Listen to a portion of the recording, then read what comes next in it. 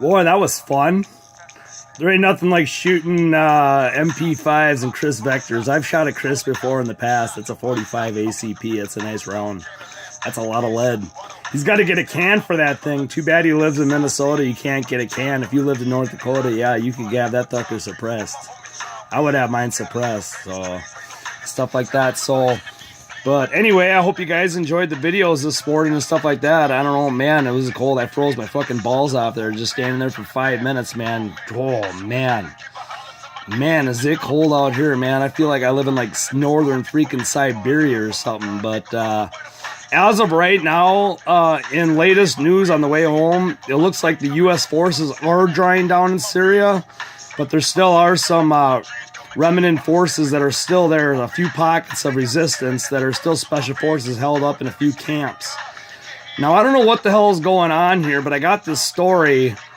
And I thought to myself, and I'm like, why in the hell would I want to, you look on the TV and it says warriors needed. Why in the hell would you want to fight for a country like this that's doing this kind of stuff that says that ISIS is the enemy, and yet you help create them in Jordan and stuff like that? And now there's a camp called Rukban Camp. Rukban Camp. That's right, Trump. And it's just due east of Damascus.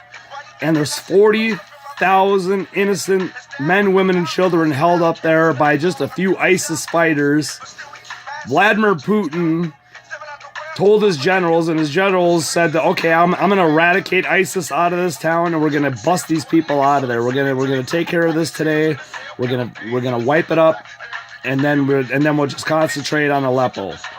And then we'll, you know what I mean, we'll figure it out from there. So, because the world leaders have to get together over there. Obviously, you got to get together with Turkey. You got to get, and they've already had these meetings on what they're going to do and how they're going to handle Aleppo and what they're going to do with the different factions and all the different displaced people that are all trapped there, basically. But anyway, the United States of America told Trump to stand down and do not kill the ISIS fighters in this town of Rukban. Dude, you have any idea what's happening in this town? I heard this lady talking and stuff like that. And she did an interview, and she lives in a town a few towns away, and she heard horror stories. And I don't even want to get into it, but they're cutting up bodies in there, and they're selling body parts for fucking money, dude. ISIS is broke, and they're on their last throws right now. They're not just butchering people and shooting people in the back end of the heads and stuff like that and crucifying them just for fun because that's what they like to do.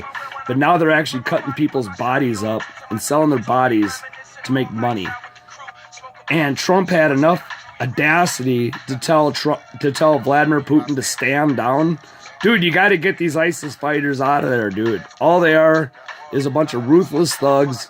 They need to get eradicated. They need to get out. These people need to go back to whatever kind of villages they have left in this war-torn fucking country.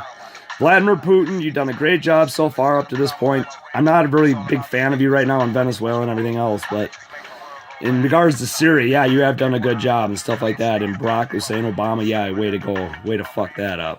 It's just a big shit sandwich that Trump's been stuck here left to bite, but at least he's trying to do the right thing and trying to get us out. But dude, you know what I mean? If Vladimir Putin wants to go eradicate these terrorists, Trump, just let him have at it. Get these people out of these towns, dude. Think about it. You got kids, Trump. Think about if your little kids were like 5 years old and they're about to get butchered to have their fucking arms and legs sold on the black market. Put it in your freaking ball court for once. How would you be? I don't think, yeah, you and your luxury freaking mansion, Mr. Trump. You got to think about these people on the ground, dude. You got to have more of a heart than you do, man. I don't know what, you and the deep state and shit like that, with Pompeo and Bolton, dude, you're all a bunch of war hawks. You helped created this major shitstorm we call Syria today. You might as well not even call it Syria because there's like nothing left of the country. You might as well just call it a heap in his fucking shitstorm of fucking ruins, dude. There's nothing left. Well, anyway, just let him finish the job. Trump, back off, get your jets out of there, keep Israel the fuck out of Syria, and let Vladimir Putin eradicate these motherfuckers. And if he wants to be buddy with Bashar al-Assad and be in the oil business over there, and you know what? So be it. Let him be in the oil over there with him. Because he earned it. At least he eradicated the terrorists. At least he did something. What the hell did we do? Other than arm and train these motherfuckers. Sorry, it just gets on my nerves just thinking about it. But I just feel bad when it comes to these innocent people that are stuck in these villages and stuff like that. And this is not the first fucking time I've heard stories like this, when these innocent people are stuck. You know, they're all along the Euphrates River right now. There's people running for their lives and stuff like that. So, you know, ISIS is on the run. They're on their last throws. I say we go in there, we do a deal with Putin.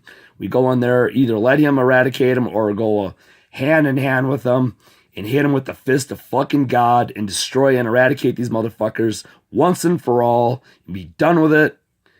And then you can actually tell the American populace, yes, I did eradicate ISIS. And the easiest way to do that, Mr. Trump, is just to get the fuck out of there and let Putin handle it. And then you can still say, yeah, you took care of ISIS because you let Putin handle it.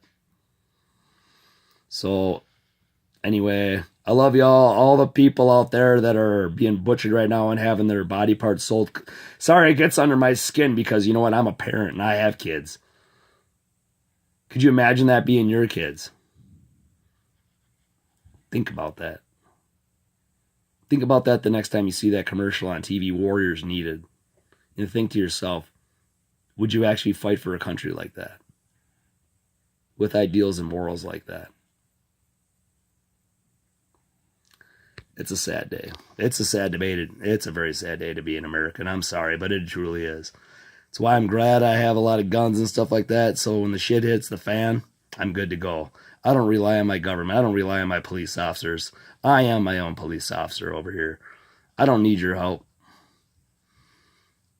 When the shit hits the fan, I'm going to the farm and I'm going to fucking start my own community out there. And that's going to be it. And I'm going to be one of the heads in charge. And I'll make sure that there's fucking non-corruption.